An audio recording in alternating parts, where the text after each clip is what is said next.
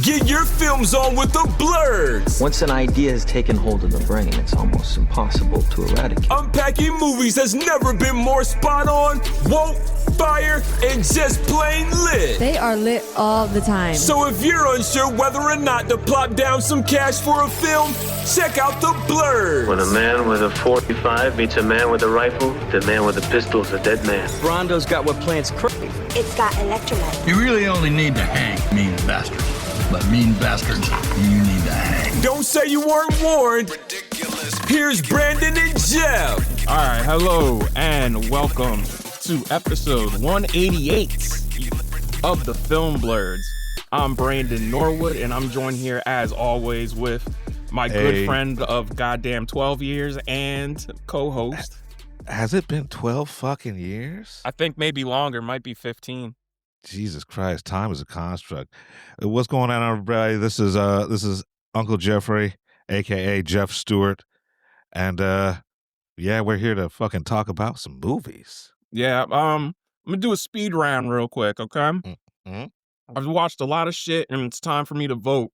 And everybody and their mom wants me to watch their movies before I start voting. I'm like, yo, you guys got to start sending this shit out in August, dog. Like the fact that you guys wait till fucking November 5th to start flooding my inbox. And some of y'all don't even have distribution. Like you're a small independent company. I'm like, how the fuck did you even get my name, bro? Like, yeah. I'm like, no offense to y'all. I do want to watch your movies, but wrong time of the year. Yeah, no, I definitely feel that. And it's like every hour I'm getting an email from A24. It's like, hey, for your consideration. I was like, I considered it. No. So, let's start off, since we're talking about 4 years consideration. I went to a couple of guild screenings again of One Battle and Sinners. Sinners, it was pretty empty, but there's this one dude who was an editor named Dennis. That motherfucker would not stop talking. To the point where he blew my high, where I was just like, and I looked at Danny because Danny came with me because he has not seen Sinners nor fucking One Battle. And that was his first time seeing One Battle, by the way. Really? Yeah. So Sinners, wow. That was only his second time seeing it. And this dude was talking so much and just talking and talking and talking and talking that I was just like, all right, you know what, man, you blew my high. I told Danny showed up and then Danny got in a conversation. I was like, I got to use the bathroom. Well, I mean, what was he fucking talking about?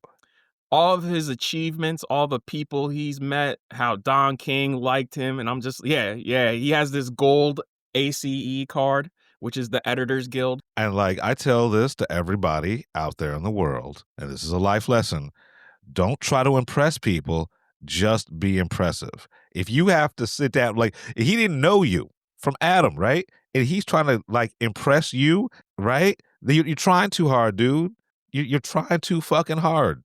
I mean, you said it. You said it. Yeah, but you know, I left Danny to it for both of these screenings because like I'm not gonna lie, these guild screenings are a good way to network, but also half these people I'm not really. I should say almost more than half of these people I'm not really trying to talk to. Because the other thing, because Jeff, remember the guild screening for Top Gun Maverick? Like, that's what those type of people are, where it is the LA people. You know, if that makes sense. That's LA people. Like, every time I go to a guild screening, I'm like, all of you are LA people. But and I know the one story, you know, the dude at the Top Gun screening, he wasn't even from LA. He's from New York, which he should have known better. What I mean by that is that's everybody in LA. Yeah. Because I've been to LA a few times for business, you know. Goddamn, me and Jeff, I gotta write a fucking memoir about how I came this close to glory. 2 times. Several fucking times. Yep. Mm-hmm. Fucking goddamn it. That's LA people. You could talk to a fucking cashier in a grocery store in LA. And that's exactly how it is. And I'm just like, yo, my man, I just want my fucking beer and to get on my way. I'm glad you're working on I'm glad you're workshopping plays, man. Like you want to be a playwright and you want to act in plays. I respect that, but bro, I just want to get my fucking beer. Right, like I'm Also, trying. I'm in LA, bro. Like I know y'all got a theater community out there, but like even niggas in New York don't do that. And New York is where theater lives. And I'm just like, just let Right, me get my beer and leave. like trying to do a theater in LA, that's cute, right? But if you wanna fucking be in theater, you go to New York, right? Like you don't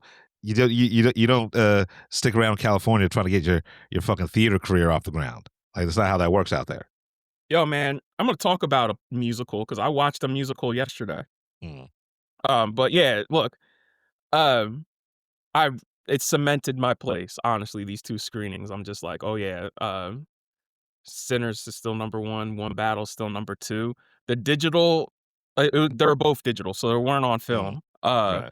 They were the dual laser 4K projection, and yeah, man. After watching them back to back, I'm just like, I don't want to watch a movie with shifting aspect ratios anymore. As much as I love this shit, like after watching One Battle again, I'm just like, bro, this whole movie's in IMAX. Fucking Nolan shot the Odyssey entirely in IMAX. I'm just like, yo, after watching a whole movie that way, I'm like, yo, there's no, like, people say close-ups don't work for IMAX, but I don't know, man. One Battle and Oppenheimer kind of proved that wrong. Yeah. And like I watched One Battle after another this weekend because it hit digital. And honestly, it still might be my top movie for the year, right? Look, it's probably a lot of people's top movie, so I'm not even gonna argue with you, man. You know what I mean? Right. We It's just have like different number ones every year, so why stop that? right. But like it Also, would you is motherfuckers really want to listen to that? Because that's kind of boring. yeah. Yeah. But like it's even on my TV, right? The way this thing is fucking shot, it's just Yeah. like, He had oh to my use a God. fucking telephoto lens to get that one shot of Chase Infinity's close up and Sean Penn walks into the frame. He had to Mhm. use a fucking telephoto lens, bro. That close up, Yeah. they were on one side of the room and they're literally like 400 feet in the opposite direction. I'm like, that's fucking wild. It was On like VistaVision. right, like and you can see it. Like if you know like cameras, like you look at this thing, right? If you know lenses, if you know anything like that, it's just like the balls Yeah, to to do hit up, be like, "Hey, NASA, can we use one of your telephoto lenses right, like the for a balls to fucking do close that, up?" right? For close-ups, that chase scene, I'm telling you, that chase scene is gonna go down in history as one of Yeah. the top Look, nigga, ever. I'm gonna be real, bro. When that shit comes back to IMAX, I might go one last time just cause of that shit. Cause that does feel Yeah. like you're on a roller coaster where you're just going up and Yo. down 8 Yo. stories. Yeah.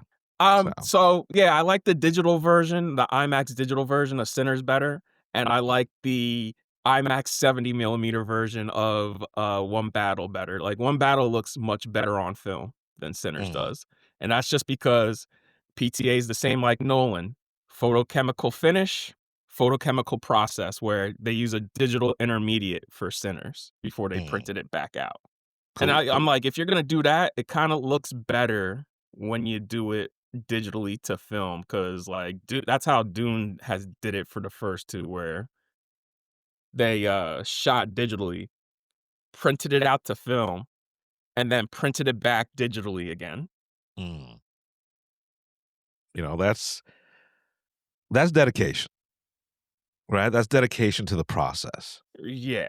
Yeah, because all you guys shoot on film and then do digital intermediates, and I'm just like, if you guys are gonna put out film prints, nothing looks better, and that's why I love Once Upon a Time in Hollywood, because Tarantino does it as well, Mm, of a photochemical finish. Like, if you're gonna do it, go all the way, because, like, that 30 millimeter print, when I saw it with you and when I mhm. saw it at his theater, I'm like, that is still some of the best use of color I've ever seen in a movie theater ever. Like, the colors just popped in that movie. Speaking of, Tarantino for a second, the Whole Bloody Affair, are tickets out for that yet?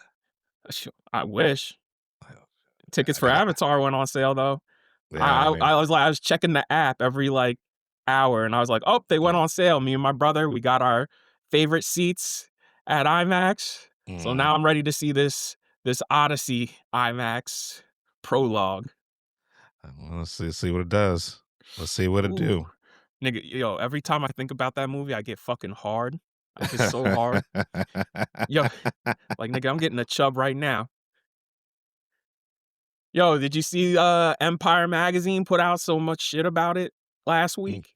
Nah.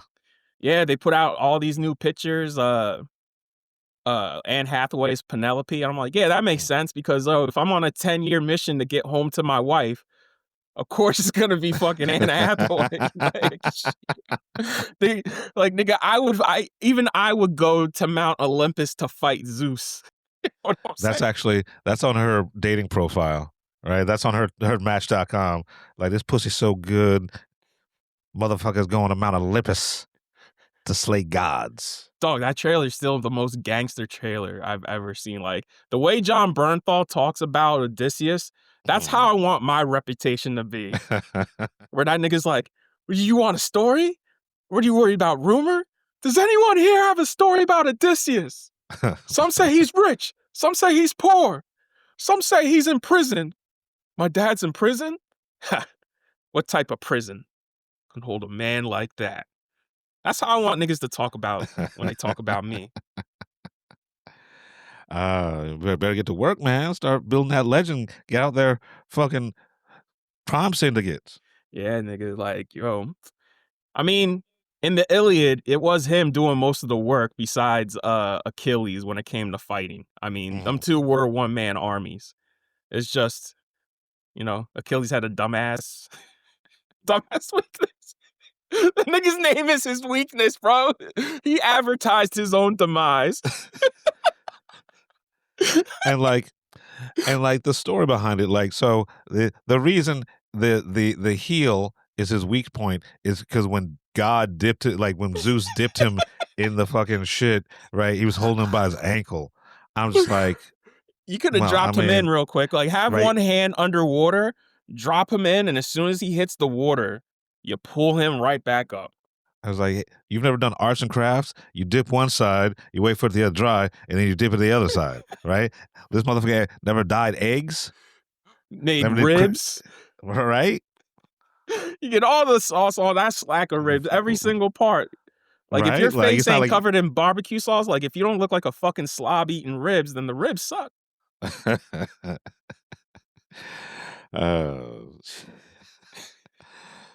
Yeah, so, yo, damn, Homer, for as great as you are, that was pretty fucking stupid. Sorry to denegate Homer for a second. You know, Jeff, I was just thinking about it real quick. I think that's crazy that he had to leave home to help King Agamemnon get Helen back from Troy. If somebody ever called me, he's like, yo, listen, I need your entire kingdom to come back me to help get my wife back, I'd be like, nigga, you lost your own girl. You get your own bitch back. Fuck out my face. I'm gonna leave all my shit to come help you. And so I always go back to Richard Pryor in the Mac when he goes, you know the game, Playboy. Your bitch right? chose me. Now we can handle this like gentlemen, or we can get into some gangster shit, right? Like, yo, because I just realized, like, Odysseus is a king. Why did he have to go help that nigga? Man, I would have told him, yo, I would have pulled down, I would have ripped off my tunic, or no, lifted up my tunic and just been like, you see this shit? You see how it's flapping in the wind? My girl's still here, yours ain't. You know what you can do? Get on your knees. If you want me to go, get on your knees. So the old Bubba special, huh? You want me to leave my shit to help you get your girl who ran away? You probably beating her anyway, bro. I ain't helping you. Fuck out. I mean, it was the olden times. He was definitely beating his woman, right? Like that was a fucking sport back then. I still didn't get her. The only thing that came is they penetrated Troy, and that's it. He still didn't even get her. Well, I, things were different back then, man. Some of y'all gotta learn when your wife runs off with the affair partner, you gotta let them, because either they're gonna leave in bliss and people are gonna hate them, or they're gonna learn the hard way sooner or later. Look, just admit your game's not that strong and keep it moving. You're a fucking king. The betrayal stings, but also I have a kingdom to run. You king. Also, you're king, dog. Like, you could just walk into a brothel. I'd just be mad. I'd be mad as hell if my leader decided to wage a war because he lost his wife. Because he was thirsty. And he lost his wife. Like, my man's is the OG cuckold. Just keep him. Just be like Biggie, man. Just fucking. I don't chase him, replace him. Oh man, yeah. Maybe that's why Nolan's like, yeah, we ain't doing the Iliad. Yeah, nah. Fucking some Deer Penthouse shit. Oh, all right. Anyways, let's get into this first one. It's called The Choral. It's a British film about a church choir during World War II. Stars Ray Fiennes. And I'm gonna be real with you. Guess what? It stinks. What? I missed half I missed half of this motherfucker. Oh yeah. Oh yeah. So you fell asleep. Yeah. Okay. I was talking to Millie afterwards, and Millie was like, "Yeah, I fell asleep too." And if Millie fell asleep, then you know what you get. Here's the thing. This the premise of that movie seems like it was built for women of a certain age. I thought Millie was gonna like it. Right. It felt like that from what you told me. That felt like Millie. She would be like prime locked audience. in. Yeah. I was like, Wait, you mean to tell me a movie about an orchestral choir during the Blitz is not exciting and arousing? Surprising. I'm gonna be real with you, bro. I logged it that I watched it on Letterboxd, but it has no rating because I fell asleep. The rating is to be continued. Man, the screener for that shit just hit over the weekend, and I'm just like, I might just speed run through it to see the parts I missed. Yeah, just do the other half. Yo, no, I mean, like, play it at 3 times speed. Oh, okay. That way you can get through it. I accept that. That's fair. Bro, Ray Fiennes gonna kill me. I don't give a fuck. Ray Fiennes gonna be fine. He'll be all right. He's gonna be fine. Oh, I'm sorry, my dude. You should have won for Conclave last year, and they fucked you over. I'm sorry. Because they thought they gave it to you for Schindler's when you didn't get it. Yeah, so. Yo, how stupid you gotta be to be like, oh, we already gave it to him. You didn't. Yo.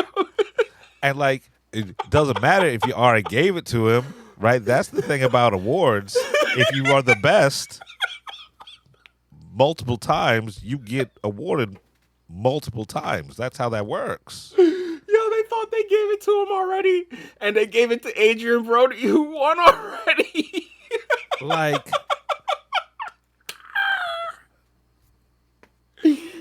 Yo, Hollywood's so fucking dumb. Oh my god. You guys are so stupid.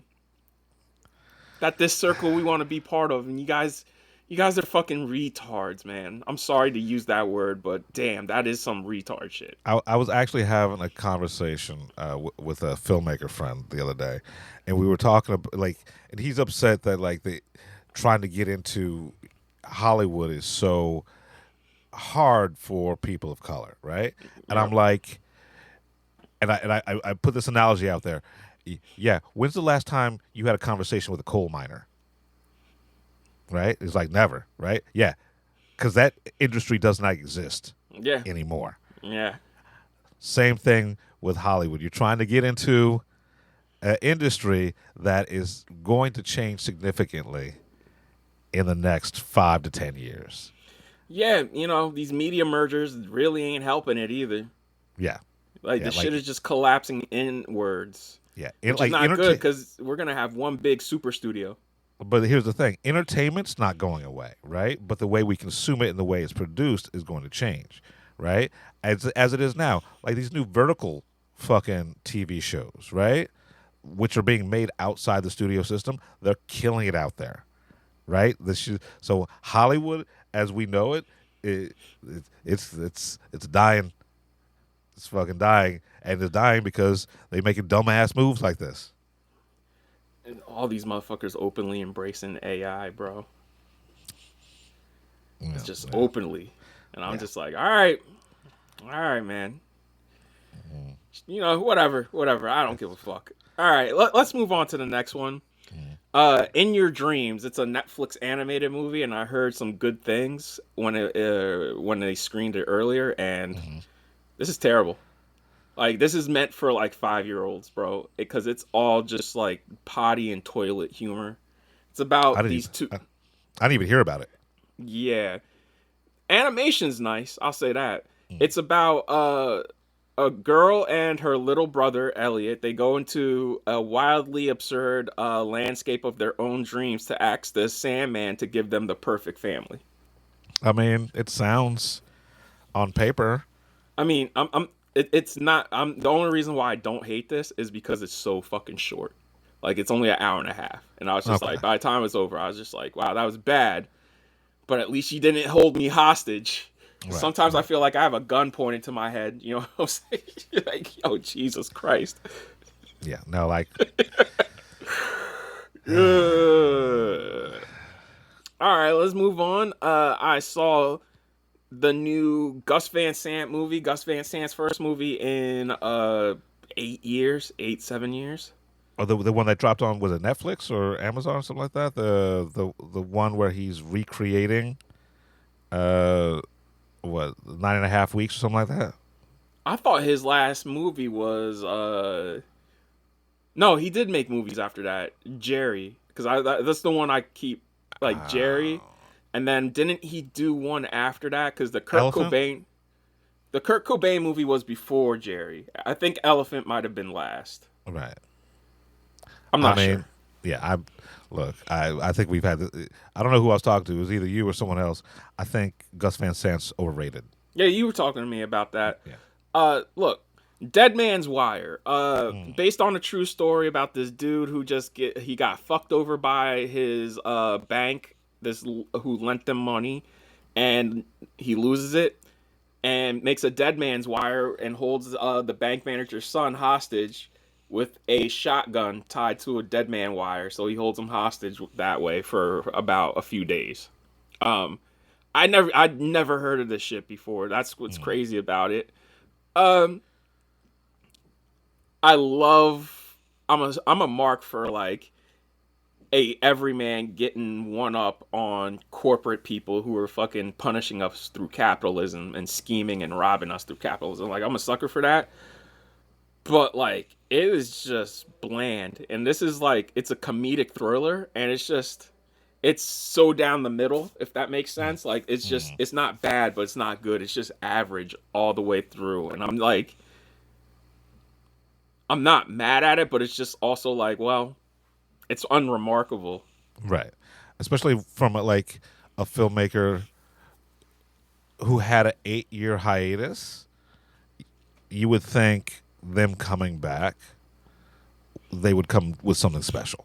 Yeah. Right? Yeah. Or something at least interesting. Like, I find Gus Van Sant, like I said, overrated, but at least he's his own filmmaker. Right? They have, over the credits, they play the footage of the actual incident in the actual reports and shit like that. I was like, oh, wow, these niggas weren't really making this shit up. Wow, that's wild that they let it go the way they did, bro. And since it's based on a true story, I never heard, but, like, the way it ends, I was like, oh, this gotta be some fake ass Hollywood shit. And then to see that, oh no, that shit really fucking, that's how it ended. I was like, that's wild.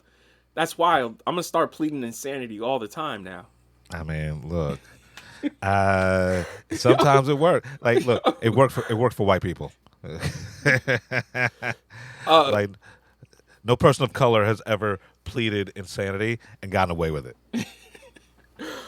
Shout out to Bill Skarsgård. He is a producer on this, and he stars in this, and he plays the dude who takes the bank manager hostage. Yeah, I mean, I like Bill Skarsgård when he's not Pennywise. Yeah, I know you hate that shit, but like, listen, I'm still loving it. He's a producer on that shit too. I was like, damn, who would have thought Bill would have been the most hardworking Skarsgård? He has to be, because like, Stellan's a pretty motherfucker. Like Stellan, and he's like, he's an actor, right? And Alexander, like, that's fucking pretty motherfucker. Right? Not only is he pretty, but that nigga is a tower. Like, yeah, he might as well. Him and Jacob Elordi just might as well be twins, bro. Like, that must suck for them to go out in public, because you're just like, oh shit, we know who those two are. Like, you can't miss them in the crowd because they're over the crowd. I'm like, y'all motherfuckers should just play basketball. Yo, can you imagine a basketball team of nothing but the tallest, prettiest motherfuckers in Hollywood? That would be hilarious. Yeah, I mean, Netflix had a party over the weekend, and Timothy Chalamet and Adam Sandler. Yeah, they did a Q&A with each other on their films, and then afterwards they hosted a basketball game with everybody who came. So everybody got to play basketball with Adam Sandler and Timothy Chalamet. And I'm like, bro, Adam Sandler just gets better and better every time I see these basketball videos. I'm like, yo, yeah, maybe we should get, because, Win Butler, the dude who's the lead singer of Arcade Fire, he's nasty at basketball too. You see him come out in Jordan. Like, I watched the All-Star game. Right. He came out and, remember the Yeezy Red Octobers? No. Nah, like, if it was a Yeezy, I hate those shoes, but yeah. Yeah, there was ones called Red Octobers. They're the most coveted ones because they were just all red, like fire engine red, and they did look hard. This nigga came out and played basketball in those and fucking schooled everybody. I'm like, bro, how's Win Butler, the creator of Arcade Fire, fucking the one who's like being wild professional in this basketball game? Look, like, no one thought Prince could ball either, right? Like, sometimes a motherfucker will surprise you. And then that nigga started performing on stage in those shoes, and it got me mad because I'm like, yo, I like your music, but like, it makes me mad to see a white motherfucker doing all indie rock for hipsters wearing fucking the hardest street shoes created. Ah, man, I'm gonna get you a white boy that can do both. I don't know. All right. Well, anyways, yeah, that's Dead Man's Wire. It comes out, I think, in January. You gonna check it out, Jeff? Probably. All right, enough said. Next up, Jay Kelly. Jay Kelly stars Adam Sandler and George Clooney. George Clooney plays the title character, and this is a man who has realized he doesn't know who he is because he just burned every bridge as a movie star. So he's trying to rediscover who he is as a person and to see if he has any relationships left. Adam Sandler plays his manager. Like, his manager is basically his best friend. So it seems like funny people, right? That and Cinema Paradiso mixed together. Yeah. I mean, who directed this?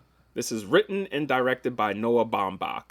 Probably the lightest hearted Noah Baumbach movie you'll ever see. All right. I mean, it's a Noah Baumbach, so I mean, and it's star-studded. Like, Laura Dern's in it, Greta's in it. Of course, Greta's in it, and then they're fucking married. More people I can't think of right now, but this is a star-studded movie. It's fine. It good? It's fine. Okay. And I'm a sucker for movies and TV about movies and TV. So, well, I mean, since you're a cinephile and you're of this age, I would say watch it when it hits Netflix, because you're gonna watch it and be like, you're not gonna be mad that you watched it. You know what I'm saying? Because it's on Netflix, and it's sad to say it because, like, yo, the last movie Noah Baumbach made for Netflix is one of my all-time favorite films. It's Marriage Story. That movie's fucking incredible. But wasn't Marriage Story Netflix though, or no? Yeah, that's what I'm saying. Okay, yeah. I wish I could have saw a 35 millimeter print of that. There's 35 millimeter prints of this floating around in theaters currently. Linus Sandgren is the DP. Okay. Yeah, he's a good DP. Linus, I don't know if you know this, Jeff. Linus is also the DP for Doom Part 3 now. Oh, is it? Okay. And Yeah, when is he's that taking going over from Greg. Like, when is that going into production? It finished. Wait, Doom 3 finished? Yeah. Really? Yeah, Timothy Chalamet said on Monday, he's like, yeah, we finished shooting that 4 days ago. Yo, they kept that real quiet. Yeah, nothing leaked out. Shot entirely on film. So a mix of 70 millimeter and IMAX 70. Holy shit, okay. I was like, yo, Denny hasn't shot on film since his indie days. Like, ever since Prisoners, he's done nothing but digital. I was like, damn, Nolan got him. I mean, look, he's got that. He's got that that clout now. He can spend money like that. Yeah, that's what I'm saying. I'm like, IMAX. He's getting IMAX film prints.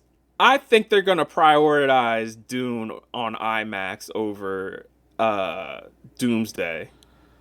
100%. Because they just came out and said, like, all these people who were trying to dox me saying Spider-Man's going to get an IMAX release. IMAX had to come out and say, like, yeah, it's not getting an IMAX release because the Odyssey is going to be playing. Like, we prioritize the Odyssey. Right. Like, and I know it hurts nerds' feelings that, you know, all their comic book movies are not getting the premium screens or the prestige that they want. Go see that shit in Dolby. You can see it in Dolby. Dolby's a premium screen. They're going to see it in Dolby, and it's going to be in theaters for 3 weeks, and then after that, it's going to be streaming on whatever bullshit, right? Like, just realize, just be happy you're getting a Spider-Man movie and you're getting a Doomsday, blah blah, whatever fucking movie, right? But like, Nolan made $1 billion. For a talkie, for a biopic. So I don't think your fucking this radioactive spider victim movie, right? No matter how beloved it is going to trump this film on a pure, like, economic level. 200 feet of film they shot. Or, excuse me, not 200 feet. Like 2 million. Right, I was about to say. No, they said they set the record on this movie, 2 million. 2 million feet. And that is all IMAX film because that's the only thing they shot on was IMAX. 2 million feet of the largest film stock you can get. And now they have to edit all that shit into a movie. I'm like, that's fucking insane. That's fucking insane. 2 million feet of IMAX. Yeah. And they are doing that photochemically. Yeah. So, like, sorry to break it to you, but a movie that was shot for this premium format with, like you said, 2 million feet of using new IMAX technology. Because remember, these cameras, this is the first time. There's only 2 available. So Chris even said, he's like, we couldn't even use the new camera the whole time. We had to there were some days we had to use the old one because the new one had to be going elsewhere. And I'm thinking, oh, okay, that must have been Dune. But like,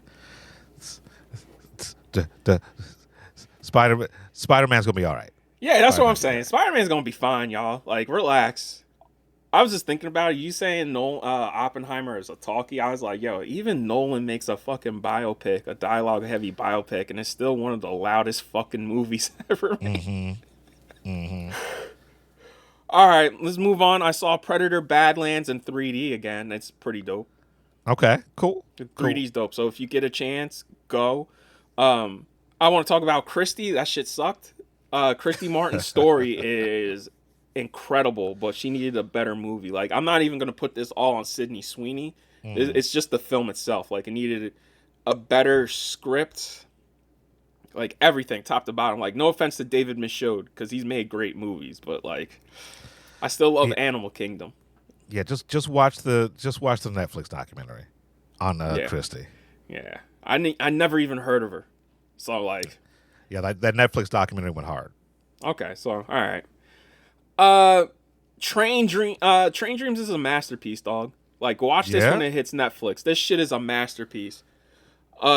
Somebody made a better Terrence Malick movie than the past like 4 or 5 Terrence Malick movies.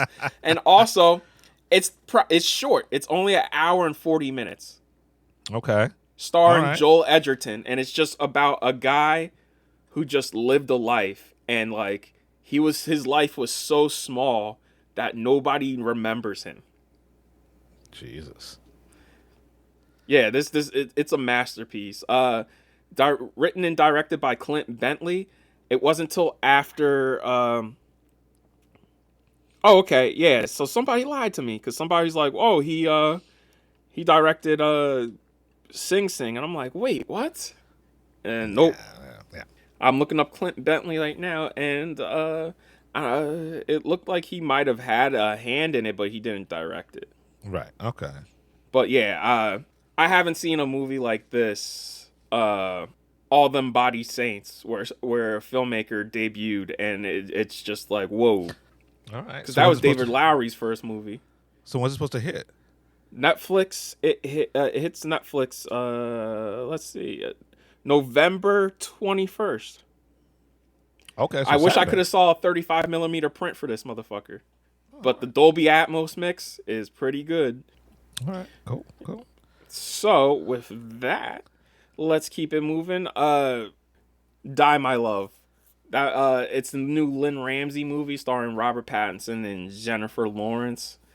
It's about a woman going through postpartum depression, and because she just had a baby, and Robert Pattinson ain't really helping matters either, and she's slowly going crazy. I get what they're trying to do. Right. It didn't work for me.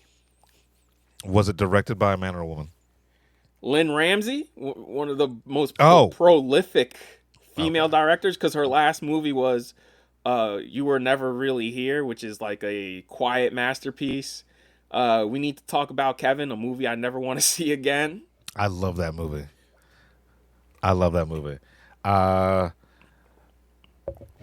And we've talked about this before. Sometimes a movie's just not for us. Right. And I could see how people would like it, but like it seems like everybody hates this fucking movie. And I understand why this movie got made. I understand what this movie's trying to say. Right. But I think it's a problem when even women are like, yo, fuck this. And I'm just like, I'm going to stay out of that shit because I will never know what postpartum depression is unless one day I'm with my partner and she just dropped a kid and she's going crazy. So I don't want to speak on that. Right. But I mean, if women don't like it, that's not good. Okay. Sean Baker put out a new movie. He didn't direct it. Yeah, it's basically a Sean Baker movie, but his co-director of his first movie, Takeout, she decided to go out on her own and make her movie. Sean Baker co-wrote it, produced it, was the DP on it, and edited it. It's called Left-Handed Girl, and it takes place in Taipei, and it follows this woman and her 2 daughters as they work in this little night stall and live in this apartment, and things start to come apart for the family. And in true Sean Baker fashion, it gets pretty fucking dark, and you're just like, God damn, this was lighthearted till it wasn't. Hitting Netflix soon. This will be also be on Netflix. I mean, Netflix is just eating everything up. SIRAT, a Moroccan movie about a man who joins a bunch of ravers because his daughter went missing at a rave 5 months earlier, and he's been trying to find her. And his son. I think they just sent me a screener for that. So tell me if I need to watch it or not. This is basically EDM version of Mad Max Fury Road, but without the action. I don't know how to calculate that. I missed I couldn't go to the screening. And everybody's like, you have to see it in the theater. And I was like, I can't. And they're like, well, make sure you watch it with like your sound bar or have some headphones. And since it's a screener, Right. I can't stream it to my TV. Unless I got a Roku. I need to get a Roku. So I just watched it on my Chromebook, put my headphones on because these are high quality headphones, and watching the movie, I'm like, yeah, this sound mix is fucking insane. But the movie itself, it's slow cinema, but it's insane slow cinema because this shit, when you don't think it could get worse, Right. it gets worse. And then the last 20 minutes, I'm sitting there like this, like, Jesus Christ, holy shit. Like, I was like, how the fuck are they going to make it out of this? I actually, all right, so, like, because, I literally got an email screener for it from Neon, and I was like, I'll get to it eventually. But if you've already watched it and you're giving me this, like, okay, this sort of nod, I'm going to watch it this week. Jeff, what do you think he finds his daughter? Oh, no. Okay, all right. Oh, no. Yeah. This is a foreign film, so I just wanted to let you... Yeah. Like, this is not Hollywood. Yeah, no, of course he doesn't find his daughter. I mean, I don't know what he finds. Maybe if he finds himself, maybe, but that's still too Hollywood for this shit. Nobody finds anything. Yeah. I love European cinema like that. Is because like it's real as fuck. It's like, no, this is Moroccan, so this is in the Middle East. Even worse. And they're speaking almost every single language in this movie. Like when they started talking, I'm like, bro, they're speaking Spanish, then they're speaking Moroccan, and then they're speaking like another country's language. Like they speak like 4 different languages in this movie. I mean, it's Morocco, right? Like it's Casablanca, right? It's like crossroads of the world. Yeah, but there's one part of the movie where I was like, oh, y'all went there. Where I was just like, y'all went there. I was like, holy shit. And I was talking about it with people yesterday. They were like, oh, yeah, I knew that was going to happen just when the way it was shot and then the windows were open and homie was walking away. All right. And you never walk away from a car. Look, no more. Don't say no more. I'm watching this tomorrow. All right. And I'm going to... let's do real quick the Testament of Anne Lee from Mona Vastfold. She is Brady Corbair's partner in both life and creatively. So this is written by Brady, co-written by Brady because she co-wrote the movie, using basically the same teams they had on The Brutalist, even down to like the only thing that's different is the DP. Otherwise, from top to bottom, this is the same exact crew. Like even the composer. Like the best thing I could say about this is I like Mona better as a director than Brady. No offense.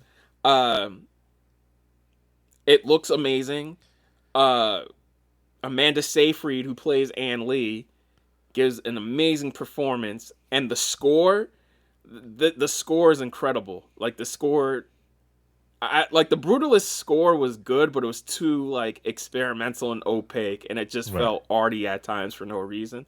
This, I'm like, oh no, this is a gorgeous score. Okay.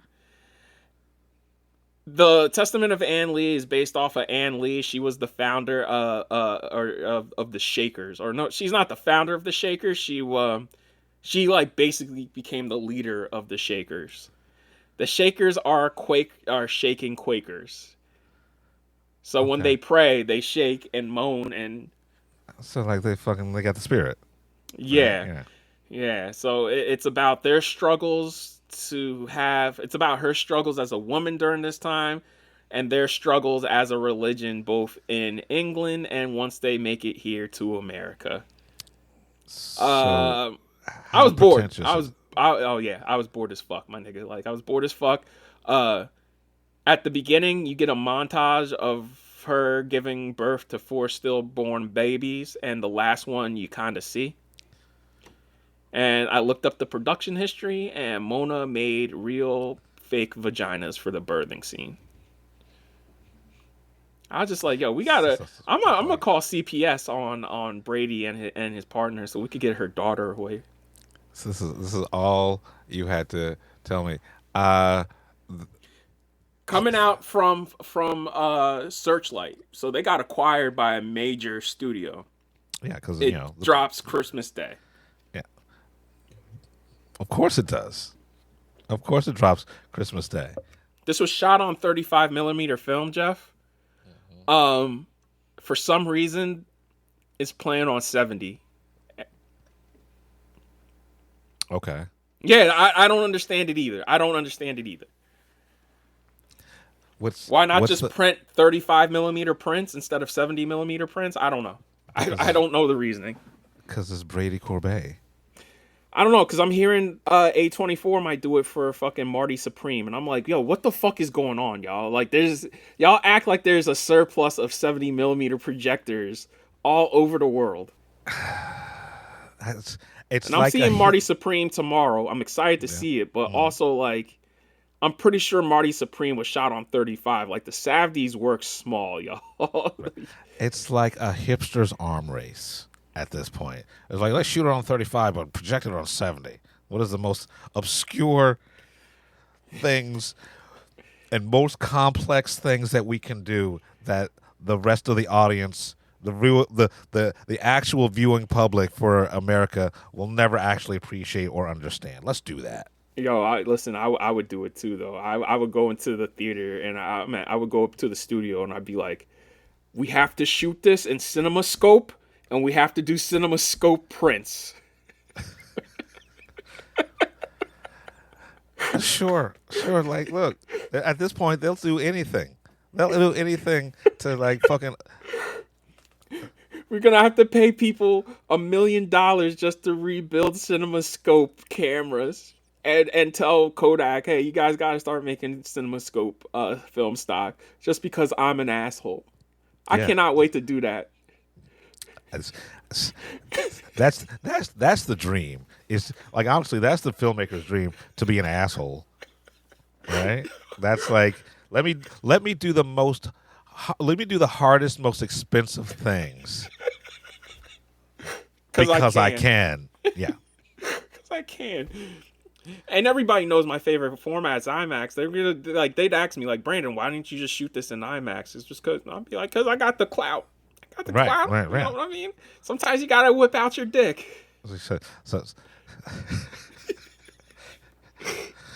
See, this is how the dude who did The Room got in trouble, because he shot one camera on top of the other, right? So that's you're gonna put an IMAX camera on top of a CinemaScope camera. No, that's fucking nah. Hell no. I would never. At that point, I might as well. I'm like, yo, nah. Get CinemaScope out of here. But like, nah. If I ever get to shoot in CinemaScope, just know it'll be an epic. Like, I'm talking like Lawrence of Arabia scaled epic, Dune level epic, Lord of the Rings level epic, Let's go. Gladiator 1 level epic. Like, I'm talking like epic. Gladiator 1. Yes. Like epic large scale movie where you're just like, Jesus Christ, there's like, yo, shit, even Dunkirk's an epic because there's just mad people in the fucking frame at that point, at some points of that movie. Do you, just off subject, do you know how bad Gladiator 2 is? Gladiator 2 is so bad, I forgot that there was a Gladiator 2, and I was like, didn't Denzel Washington do a Swords and Sandals movie last year? I was like, oh, yeah. It is what it is. That is what it is. All right, so before we dive into what's the name of that shit? Wicked. Yeah, I'm gonna do HAMNET real quick. HAMNET, bro. Mm-hmm. I thought this was gonna be like some romance movie about like Shakespeare and his wife. He was inspired by his wife to write Hamlet, and it is absolutely not that. I was just like, God damn, this movie is sad as fuck. But it is a masterpiece. I'm sitting there watching. I'm like, oh, Chloe Zhao, she's back. Even though I still love Eternals, but like, damn, bro, this is like, it's some real heart-wrenching shit. And I ain't gonna say why, because the less you know, the better it is. Just know Paul Mescal is Shakespeare, and Jessie Buckley is Shakespeare's wife. You know what I'm saying? Shout out to Jessie Buckley, giving great performances. I mean, I've got I mean, I've got a screening for it on Monday, so. Yeah, nigga, like that's all I'm gonna say. I don't want to say too much because, like, like I said, the less you know, the better. But like, oh man, ooh, I gotta see it again myself just because these niggas had a dickhead security guard there. You know how I have my battery and I charge my phone? Yeah. Yeah, he comes over. He's like, yeah, you gotta put that away. I'm like, bro, it's blinking because it's just a battery. He's like, I don't care. You gotta put it away. And then people are looking at him like the one critic was like, he said it was just a battery. It's not bothering anybody. And he's like, I don't care. So I had to get up and literally put the shit away. I mean, then I like, had to. He wouldn't even let you put it under the chair. Yeah. Blonde haired, dead eyed motherfucker. Sounds about right. So I gotta see I gotta see it again anyway because I missed the last 5 minutes because I had to run out to Wicked because Universal doesn't schedule their movies fucking properly. Look, I can't wait to talk about it when we're gonna revisit this again next week before we talk about Zootopia 2. All right. Yeah, nigga, right, like, so yo, listen. I was like, finally, a good award season movie, because, yo, like, award season this year has been fucking trash. I mean, it's... Yeah. Real quick, Merrily We Roll Along, they filmed... I never heard of this. It's a musical. They filmed the last version with Jonathan Groff and Daniel Radcliffe and Isabel Mendez. Never heard of this. I had no idea who Stephen Sondheim was. Heard the name, just never know who he was. Right. Stephen Sondheim, I apologize because I am not hip to your game, sir. Excuse me. After walking out this motherfucker, I was like, damn, that was the happiest sad story I've ever seen. This is... Yeah. I like the structure, too, because it keeps jumping around in time. I've never heard of it, but I know about Sondheim, right? Like, he's... When it comes to musical theater, game, sir. When it comes to musical theater, he is he's one of the gods of Olympus. So real quick, a plot synopsis is it follows 3 friends played by the people I just said, and it follows their friendship over the course of 20 years at different points. So it shows their friendship from beginning to when it just fucking crumbles, and it's told out of order. Yeah, I kind of fuck with that. I fuck with that. Just found out. Yeah, you should definitely see it. It's coming out December 5th. Like, it was the film stage play. And no, you can't see any mics, and you can't see the marks on the stage. It's incredible. Okay. Yeah. I just found out that Richard Linklater is doing a feature film version of this, but he's shooting it like Boyhood. And I'm just like, dog, like, that's cool. That was cool for Boyhood. Like, I'm glad you did it for Boyhood, but can we all just be like Oppenheimer and just make old people makeup? So he's literally going to wait 20 years to make this. Like, he's going to do it over 20 years. Yeah. So like every 5 months they're shooting this movie. I know one of the leads is played by Paul Mescal, and I was just like, man, I looked at the cast list and I was like, these are a lot of high profile actors in this. Like, can we just put makeup on these people and just get it done? Because they're gonna be like, they're doing other things, and then they gotta come back and shoot a musical, man. Like, and so also here's the thing, right? What if someone becomes problematic during the production, right? Or if somebody dies, right? Or if Linklater dies, because Linklater's like in his 60s, bro. So, like, he's going to be 80 by the time this movie's fucking done. Like, it's... You know what I'm saying? Like... Well, there are easier ways to catch a check, man. There are easier ways to catch a check. And again, I applaud him for doing that for Boyhood. Because that makes sense. But this is a fucking musical, my man. Yeah. Yes. So there's a lot of things that can go wrong. A lot of things. What happens if somebody loses, like, their voice changes and they can no longer sing... You know what I'm saying? Like what if someone fucking ends up in a wheelchair, right? I mean, I guess you can work that into there. Like, I guess you can kind of work all these life changes in there, but then it sort of changes the movie. It becomes a different movie. Yes. Right. I hope they filmed all the shit with the kid now. Yeah, it's once again, I appreciate Linklater. It's just, come on, man. Come on. Real quick, Wake Up Dead Man is good. Oh, you saw it? Yeah, Okay. it's good. Okay. It's my least favorite of the Benoit Blanc mystery so far. Jeff, I'm gonna tell you right now, all three of these are so different from each other, and this one is the darkest, but somehow the darkest one is also the funniest. I'm there for it. When's it hit Netflix? December 12th. Okay. In theaters, November 26th. So only 2 weeks, and I'm like, yeah, y'all did this dirty. Y'all made all that money off of Glass Onion, and you're not gonna try and attempt to repeat that success. Especially last night, because once the movie ended, motherfuckers got to their feet and started clapping, bro. Holy shit! All right, well, I'm looking forward to it. Josh O'Connor, between this and Challengers, like, you're gonna get a blockbuster soon. Shout out to Josh O'Connor. Maybe, yo, I hate to say this because it's mean, but if they do a live action Ratatouille, he's the chef. Yo, you ain't shit. You ain't right for that. But also, I mean, yeah.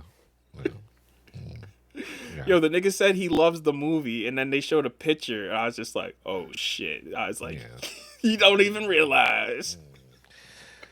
Well, someone is gonna break it to him.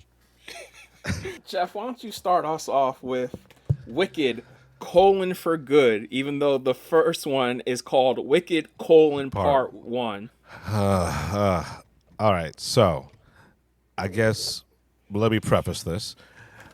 The parts of this movie that I like are better than the first part. That being said, the third act felt like someone really had to take a shit and they were like, let's just finish this up real quick so I can run to the bathroom. That's the best analogy I can give for this. Because once Dorothy comes into the picture, they speed through fucking everything that would have made it interesting. You know, and like I hear this from people who have actually watched the play. It's like, yeah, that's the problem with the play. They rush through the last part of the play. They had an opportunity to change that with this movie, and they didn't. And so by the time we get to the last part of the movie, I was bored because it seemed like the filmmakers were bored. I've also heard that the second act, once you get past Defying Gravity, which closes the first act of the play, I've heard the second act of the play is trash. Mm-hmm. Also, I've heard the play is only 3 hours. So it's kind of weird to me that, you know, they made this 3-hour play into a 5-hour movie. Because coming out of this, I was just like, dog, this could have been one 3-hour fucking movie. Because there's a lot of this where we're just going in fucking circles. Right. Or they could have done 3 movies and expanded on that last act to make it at least more interesting. You know what? I got a lot of problems. One of the problems is Nessa Rose, right? Yo, I feel like she's written by an incel. Because her whole way that she becomes... Because fuck spoilers, I don't give a fuck. The way she becomes the Wicked Witch of the East, I'm like, this is wild incel-y. Right, and that's from the book, and I guess that's from the play, but it's not even the way she's written, even though she's written as a horrible person. I hate her throughout this whole, like, both movies. Right. But I got no real fucking closure on her, right? Yeah. I wanted to see the house fall on this bitch. I wanted, like, this horrible human being, I wanted her death scene, right? I wanted to feel it instead of like a fucking cutaway. I mean, the Nessa Rose also plays into the origin of the Tin Man, and I guess we might as well say it. What's that nigga's name? Bach. Yeah, it becomes the Tin Man, and that shit is just so insane on every fucking level. Like, I could not believe it. I was sitting there, I was just like, okay, man. I mean, that's certainly a choice. You know what I'm saying? And like that's direct. Like everything is directly from the book, but the book is written like a horror movie. And so Bach becoming the Tin Man, spoiler alert, Fiyero becoming the Scarecrow, and we'll get into that. Insane. That shit is we'll get into that too. shit later. That was an insult, right? So the way they try to keep the fact that Fiyero is the Scarecrow from the audience is like, well, we saw her do the fucking spell. We know you talking about this man made of fucking straw and shit like that, and we don't see him until literally the last fucking 5 minutes of the film. Like, that's fucking insulting. Either you keep it from us throughout, or you just lean into it and it's like, yeah, Fiyero's the fucking Scarecrow. I don't like this movie's logic, first and foremost, because, look, I like, the only joy I got out of this is, like, the first 5 minutes is where Elphaba swoops in like a fucking superhero. Right, starts destroying the yellow brick road. I'm like, yeah, good for her. But it doesn't make sense to me how people's powers work, right? Like, she's able to write this shit in the sky, and then Michelle Yeoh automatically, like, changes it. Michelle Yeoh's so powerful and shit. And then by the end of the movie, she loses power because somebody tells her off. I'm like, wait, what? And then she feels powerless because the wizard left. And I'm like, wait, what? Wait, what? Right, yeah, like, because, like, Michelle Yeoh, you are more powerful than the wizard. And Elphaba. Right? Like, that's what's crazy. Right? So, like, I was expecting a showdown between these, like the two people in Oz who actually have magical powers. Right. Or maybe Michelle Yeoh's character takes over because she realizes, why am I taking orders from this fucking clown? Right, exactly. And so, like, it is so, it reminds me of Snow White, where you kind of sit there and you're just like, for motherfuckers who have powers, this should not, like, the final showdown shouldn't be a talking to in both movies. Right. Because that is not cinematically satisfying. I don't even think narratively that is satisfying unless it's just real people. Like, it's satisfying in Knives Out and Glass Onion and Wake Up Dead Man because those are murder mysteries. And when they get it talking down to, it's some comeuppance. Right. So, and you were we talked about this before. You were right about the Cowardly Lion. Like, what the fuck was that? Good on Coleman Domingo for cashing a check. For cashing a check, because I know he was 3 lines. He was in the booth for maybe 6 hours. I know he got like at least $250K. Yeah, $1 million or maybe. Right, like good for him.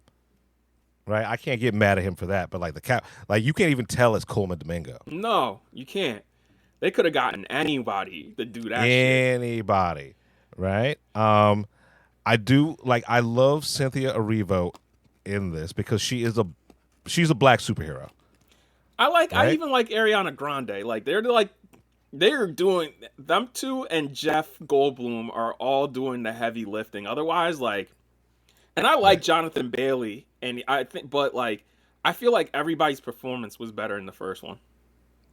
Yeah, no, I'll give you that. Bowen's not in this. Just so y'all know, Bowen ain't really even in this. He was more in the first one than he is in this one. Yeah. So they had an opportunity to improve on the faults of the play, and they did not. So if you wanted just to watch a live action version of the play, here you go. But if you wanted to watch, right? But if you wanted to see artists being artists, right? Like creating, taking a property and making it better than the source material, this ain't it. And this is what I say when I say don't overpraise the first one. Okay? The only time I've seen a part 1 where I'm just like, oh, if they blow the next one, that's okay, because this is a masterpiece in its own. It's only happened twice. That is Lord of the Rings and Dune, where those 2 part 1s are so strong because they're doing a lot of new shit where shit we haven't seen before, where we're just like, this is fucking insane that they could whiff it on the next ones and this would still like hold up. Right. The first one, like the first movie really is dependent on this one. Like as much as I did enjoy the first one, I shouldn't enjoy only half of your fucking story is what I'm trying to say. Right. And this is also why you don't over award the first part, because y'all if that's how we're gonna play this, then yeah, maybe we should have gave Dune Best Picture. Maybe we should have gave Lord of the Rings Best Picture when we had the chance. And we didn't because we wanted to see how the rest of the shit would stack up. And now y'all over awarded a movie that shouldn't have been this awarded in the first fucking place. As much as I like it, it was not that good. It is a 3 out of 5 stars at best. Yeah, and like this is for the the musical theater camp. This is for people who love that, and that's fine. But on a film level, like it feel at this because they didn't stick the landing. It honestly feels unnecessary. Yeah, Right? I would be shocked if they get anything other than acting and maybe some set design. Right. I'd be shocked because I'll give it this. I was like, well, the set design's good, but like, don't give this shit cinematography, yo. Don't give this shit sound mixing, because like, the sound mixing on Wake Up Dead Man should not be better than the sound mixing in this. Like, Wake Up Dead Man, there was parts of this where I'm like, bro, this is too loud, and this is a fucking murder mystery, and the sound mix is that crazy. I mean, I really even can't talk about the sound mix all that much here because they put us in a regular theater. Oh, y'all weren't on Dolby? Man, they had 2 screenings, right? At the same time. They put all the critics in the smaller theater and all the fans and influencers were in the Dolby. Wow. Because when I got my screening ticket, I went to, it was at the Whitby Hotel. That's where we saw Top Gun the second time. Right. That screening room has Dolby Atmos, and even there, I'm just like, the sound mix fucking sucks. Yeah, so I can't really talk about that all that much because I didn't listen to it in a pristine environment. I would be remiss if I didn't talk about the Jeff Goldblum AI de-aging. That they set, the fact that they had to set that up in the first one, you know what I'm saying? Like, I thought it was kind of obvious that like, how did no one realize that the only green bitch in all of Oz is the daughter of the wizard who has is addicted to this green fucking drink? And then for the first part, like, people laughed at that part too when we saw it, because it was Jeff Goldblum because of all the movements and his voice, right? Dancing and shit. And it's just like, oh, okay, so the wizard is her dad. So when they reveal it in this as it's like some big surprise, it's just like, I mean, you got to be really fucking stupid to not have seen that coming, right? Like, and the payoff for that shit is just so bad, bro. It is so bad. She's like, you killed your own daughter. I'm just like, so all the niggas he's killed and has like all the slimy shit he's done, now he gains a conscience because he quote unquote killed his daughter? Really? See, here's my thing. I thought he realized it was his daughter throughout the entire run of the movie, right? Like, that's what made him interesting to me, is like, oh yeah, he realizes that's why he went to get her, right? That's why he brought her there, is because he knew it was his daughter. I thought that was obvious. And when I find out that he finds out that, like, he didn't know that it was his daughter, it was like, all of you fucking dumb? And Ariana Grande, like, he loses power because Ariana Grande gives him a stern talking to. Like, Right. word. I was like, Elphaba had fucking superpowers and couldn't take this nigga out. And, like, And what like, but in like the fuck, in the man? beginning of the movie, he sings a song about it doesn't matter if you tell them the truth, they won't believe it, right? And then he gets kicked out because he's like, fucking Galinda is like, I'll tell them the truth about you. Like, you just sang a fucking song an hour and a half ago. Also, we're living in a time where facts don't matter. You know what I'm saying? So, like, Right. the fuck are we doing here? And My favorite song was the sex song, and then even that got killed because I will never forget this till the day I died. The same woman who sat in front of me in HAMNET sat in front of me in this screening, and as soon as the song ends, where she goes, "For the first time ever, I feel wicked." Yeah, wicked, yeah. Fucking, I groaned. never I heard groaned. somebody guffaw like that. Like people were snickering, but she just went, ah! And because of that line and her, the whole theater started busting out laughing. I'm just like, oh wow, this is embarrassing. Right? I hope that wasn't in the play. But I Right? talked to somebody yesterday who's seen it, and apparently it was. Oh. Like, Jeff, I wish you were there because the way she just went, ah! I was just like, yo. Even I couldn't believe it when she said it. I was just like, what the fuck is wrong? What? And now I can't even blame that on the filmmakers because if that's in the play, that just makes it worse. That makes it so much worse. And that's that. All right, that was in the play. Sure, fine, whatever. But I got to get back to the Jeff Goldblum AI shit, like de-aging. His mustache was crooked. And when did Jeff Goldblum become black? Right? Because like if you look at like that 5 seconds that I they just thought like he was super tan. Nah, like that nigga looked black, right? He looked red bone at the least. It was like, y'all couldn't have done, like, you spent millions on this production. You couldn't have spent a couple extra dollars.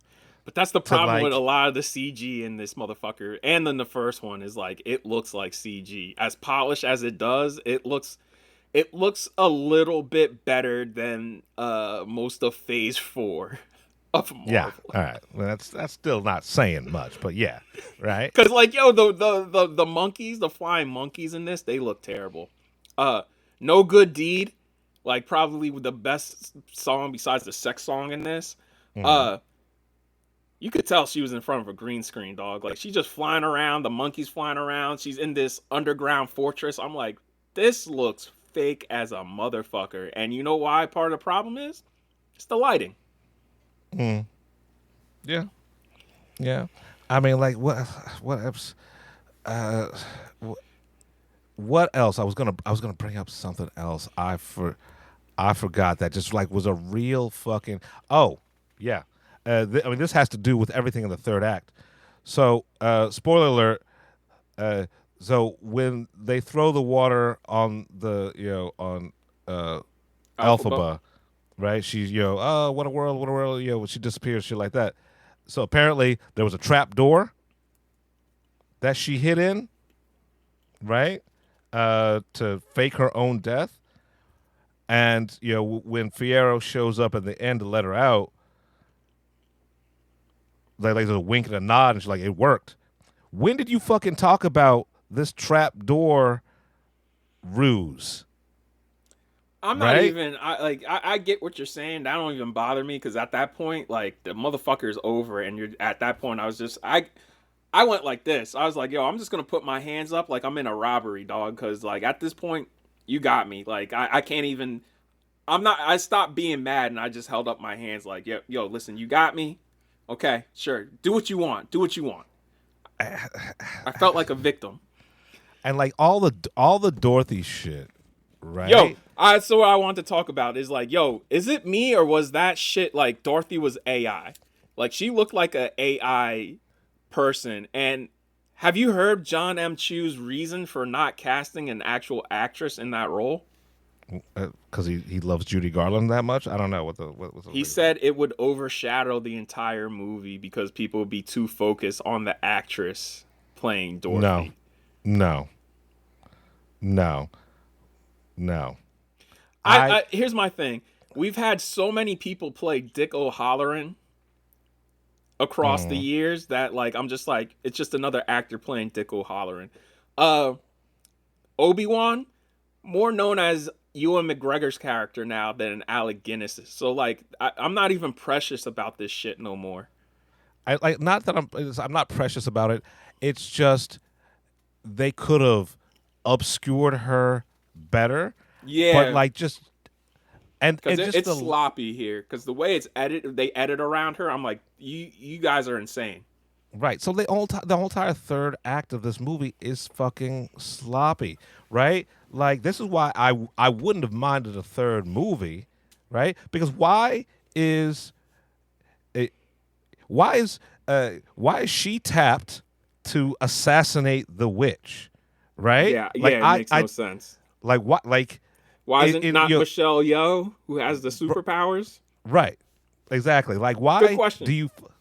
And if Michelle Yeoh is so powerful that she can fucking conjure a targeted house strike, a tornado, that's my question, because that's the thing I was thinking of watching the movie when she's like, oh, we could flush out the Wicked Witch. I was like, oh, she's gonna make it rain. All these clouds coming in, she's gonna make it rain. That's crazy. No, it's the fucking teleport Dorothy to Oz. I was like, the fuck. I don't get the logic. There's no logic behind that. Right. And you had the fucking chance. You had the chance in this movie to fucking give it some logic. Right? To flush it out.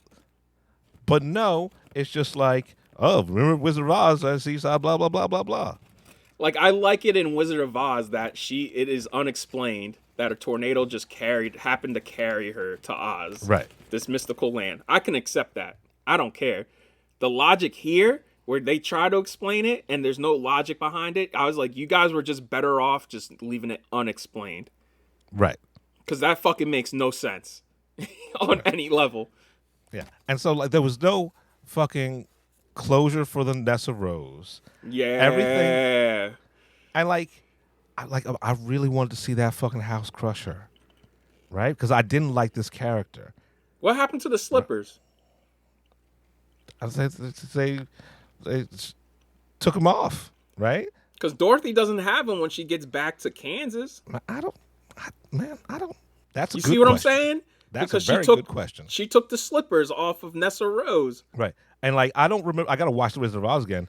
I thought all Dorothy had to do was click her heels together, right? Yeah. But at this the end one, of this, she rides a hot air balloon out of here. I was like, right. I guess that must have been in the book because they do that in the Sam Raimi one too, where the wizard like sends people back in his hot air balloon. Yeah. Okay. So like, I don't know. You know what?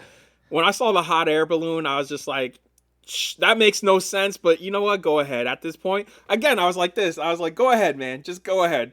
Yo, listen, I got $10 in my wallet. Just fucking take it.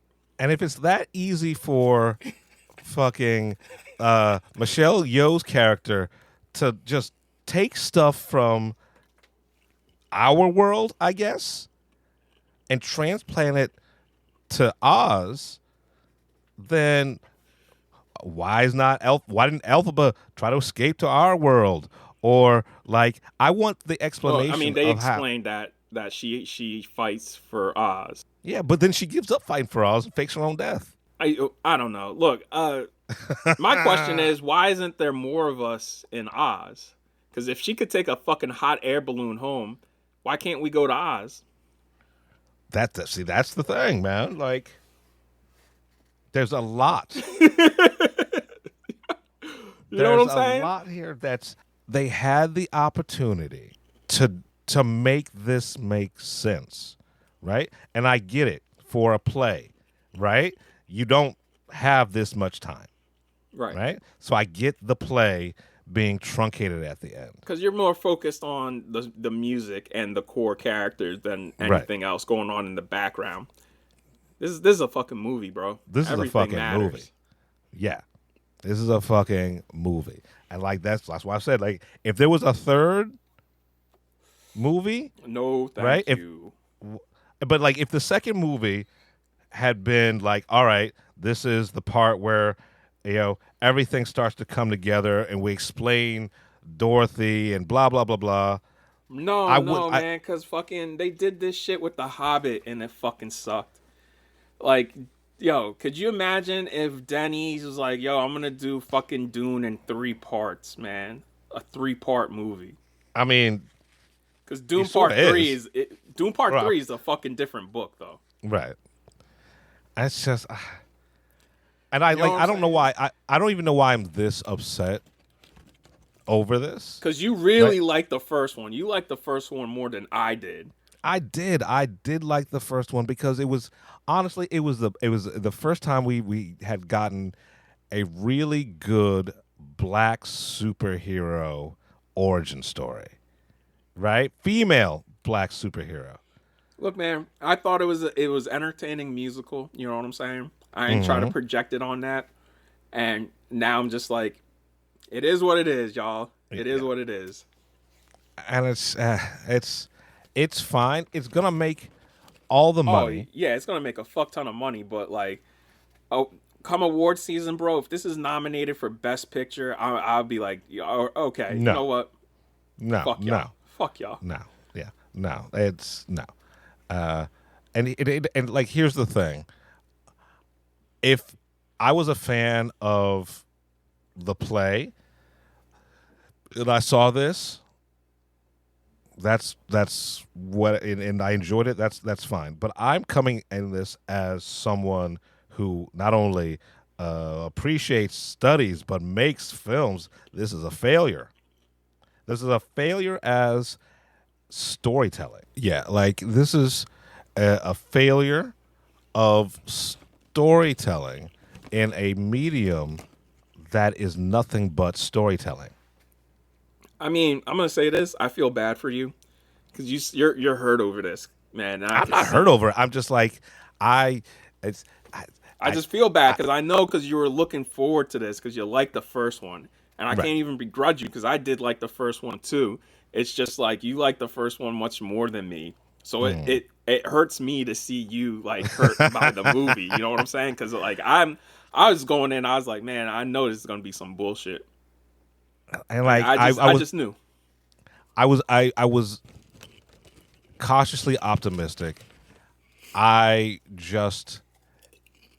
I'm not hurt by it, but I'm mad that the hype behind all this, right? Like the fucking Happy Meals and the snow globes and the shit like this, they've ramped up 10 times from the last movie, right?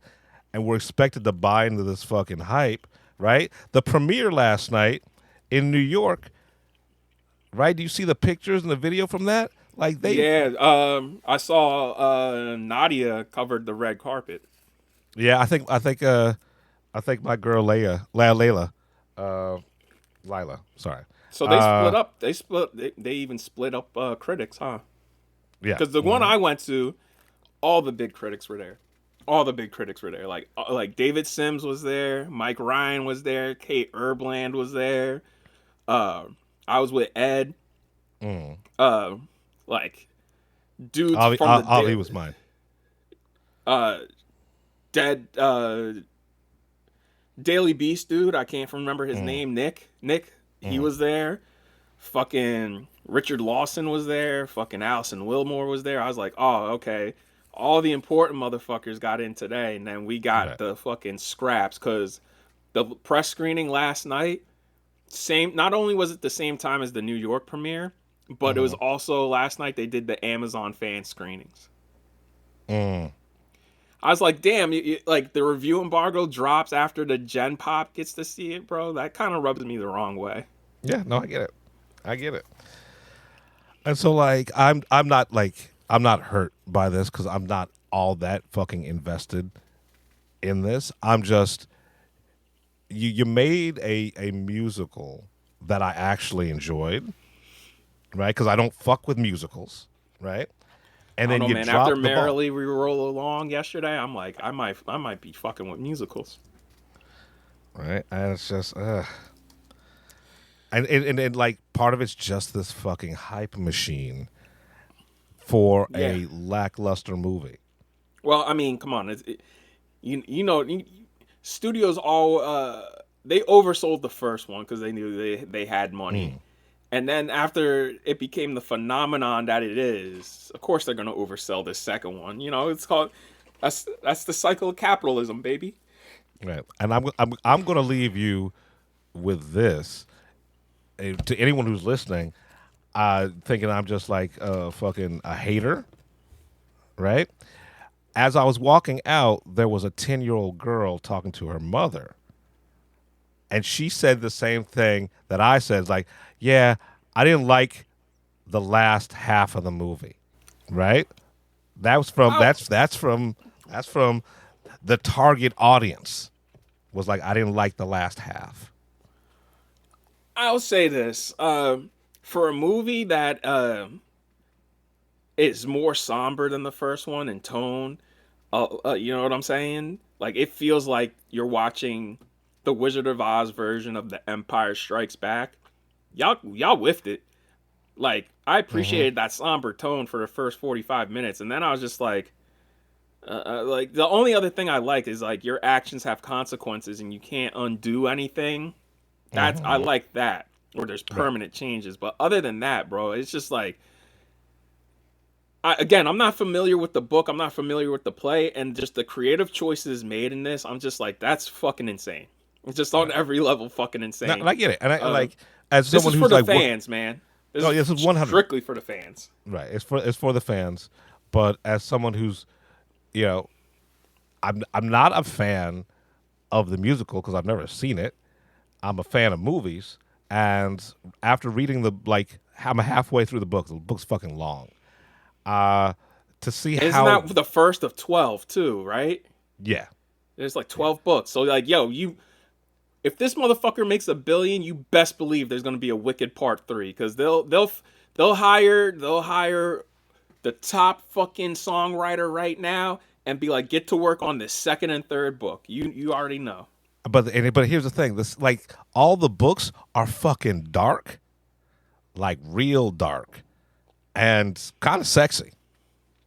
I mean, So this is people not fucking this. There's a whole song about fucking. I mean, but they fuck in the book. okay. But All right, because I've heard nothing but bad things about the book. So I was like, oh, so this was already built on bad foundation. Cool. Look, y'all built a mansion on a fucking sliding mudslide hillside. You're like, you got to the top of the hill. You know that hill's gonna erode because of one storm. The fucking mud, it turns to mud and it just creates mudslide. And y'all decide to build a mansion on it. So I mean, job. pretty much. Good job. And I'm just gonna say, if you're a fan of the play, yeah, you're gonna fuck love with it. this. Yeah, you're gonna love it. Like, you're right. gonna love But it. if you're a fan of movies, yeah, if you're just a normal person and not somebody who loves the play, like, I guarantee you, there's gonna be a lot of people who are fans of this play dragging their family members to see this, and the family members who aren't familiar with the play, they're gonna be sitting through this like, oh my god, I'll never visit cousin Erica again. Fuck her. yeah. So I got nothing else, man. Yeah, yo, listen, Predator Badlands is currently in theaters. Now You See Me, Now You Don't, currently in theaters. You know, go have a good time with those movies, you know? Especially Now You See Me. That is for everybody. Like, apparently women led the demographic for that. Okay. All right. Also, didn't I say on our Running Man episode it was a bad thing to release it against that movie? And I was right. Because Now You See Me made $70 million worldwide, dog, already. #1 movie in America, #1 movie overseas. And I was just like, yo, I told y'all niggas, like, don't, y'all were talking shit like that series wasn't popular. It's got 3 movies. You know what I'm saying? Popular. It's like they don't make 3 movies that don't make money, right? Right. And you know that 4th one's gonna get made, hopefully sooner than later. Man, it was greenlit Friday night. Yeah, y'all, listen. See those 2. You know what I mean? Go for Predator for the guys. Go see it. Go see Now You See Me as a family, because Now You See Me is so inoffensive. You know what I'm saying? Like, that is a family movie. And then, oh fuck, man, Zootopia opens Wednesday. Yeah. Jeff, you're seeing it Thursday. I'm seeing it Monday. I just figured I'll just wait till Monday to see it, just because there's 2 other movies. Okay. That day, got the other Richard Linklater movie because he has another fucking movie. And then I'm really excited for the second movie on Monday before Zootopia. I'm seeing the first James L. Brooks movie in over 12 years. Oh, shit. Yeah. Okay.